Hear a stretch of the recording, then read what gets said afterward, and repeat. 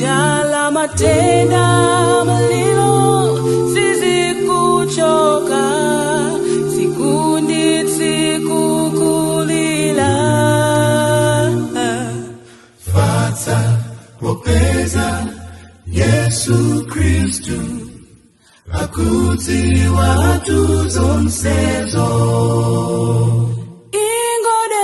Ingodeka ingofata Yesu ni wachikondi. Ingodeka ingofata tiwa suliweka. Ingodeka ingofata Yesu ni wachikondi. Ingodeka ingofata tiwa suliweka.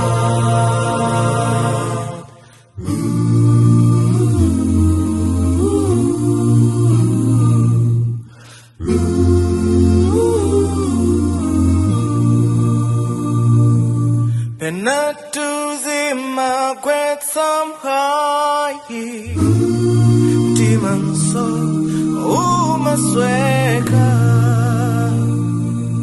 Kupempera wosalekeza Komavuto wosachoka Komandimau kukale bata Nyanjanditu inamvera. Vuto palibe loti Kristu sangakwanitse kuchotsa. Ingodeka ingofata Yesu ni wachikondi.